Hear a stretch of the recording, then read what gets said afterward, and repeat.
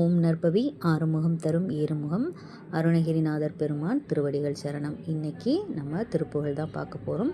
இது மிகவும் எளிய சிறந்த திருப்புகழ். இதை எதுக்காக பாடலாம் அப்படின்னா, முருகப்பெருமானை அடைய, அவரோட சரணாகதி அடைய நம்ம பாட வேண்டிய திருப்புகழ். ஆசையை ஒழித்து முருகனை அடைய நாம் பாட வேண்டிய திருப்புகழ். இந்த ஒவ்வொருவருமே கண்டிப்பாக நம்ம பாட வேண்டும். முடிஞ்ச வரை இந்த பதிவு லைக் பண்ணுங்கள், கமெண்ட்டில் ஓம் முருகா போற்றி அப்படின்னு டைப் பண்ணுங்கள். ஏன்னா நீங்கள் பண்ணுறது மூலமாக தான் இது மற்ற முருக பக்தர்களுக்கு போய் சேரும். ஏன்னா இதை பார்த்து ஒருத்தர் இந்த திருப்புகளை பார்த்து படிக்க ஆரம்பித்தா கூட நமக்கு கோடி கோடிய புண்ணியம் உண்டாகும். ஸோ கண்டிப்பாக எல்லோரும் லைக் பண்ணி ஷேர் பண்ணுங்கள், கமெண்ட்டில் ஓம் முருகா போற்றி அப்படின்னு டைப் பண்ணுங்கள்.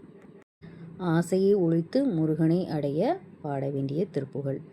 காமியத் தழுந்தி இளையாதே, காலர் கைப்படிந்து மடியாதே, ஓம் எழுத்தில் அன்பு மிக ஊறி, ஓவியத்தில் அந்தம் அருள்வாயே, தூம மெய் கனிந்த சுகலீலா, சூரனை கடிந்த கதிர்வேலா, ஏம வெற்புயர்ந்த மயில்வீரா, ஏரகத்தமர்ந்த பெருமாளே.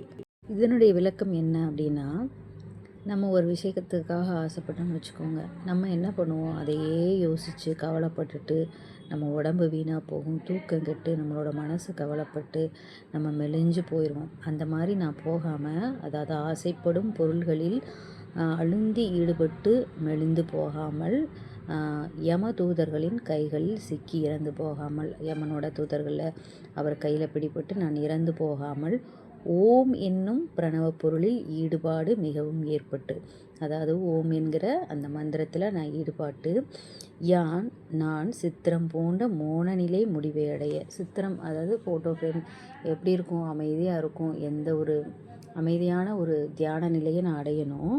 அதுக்கு நீ அருள் புரியணும் முருகா.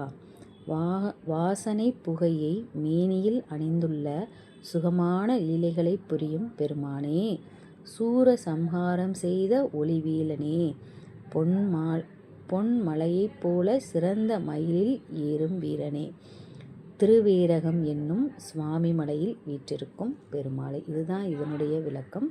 ரொம்பவும் சிம்பிள் தான். என்ன ஒரு இதோட இதுனா, நான் அதான் உலக வாழ்க்கையில் ஈடுபட்டு நான் கஷ்டப்பட்டு அப்படி உடம்பு மெலிஞ்சு போகாமல் உன்னோட ஓம் என்கிற அந்த பிரணவ மந்திரத்தில் ஈடுபட்டு நான் மௌன நிலை, அதாவது அமைதியான தியான நிலையை அடையணும். அப்புறம் வழக்கம் போல் முருகப்பெருமான அழகை வர்ணித்து கொஞ்சி அப்படி சொல்லுவார் அருணகிரிநாதர். எப்போவுமே எல்லா திருப்புகளையும் இதுதான், கடைசியில் அவரை புகழ்ந்து பாடணும்.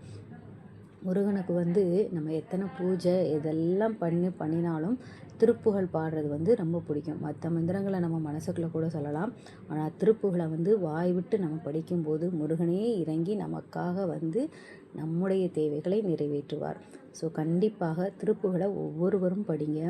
இந்த பதிவை கண்டிப்பாக எல்லோருக்கும் ஷேர் பண்ணுங்கள்.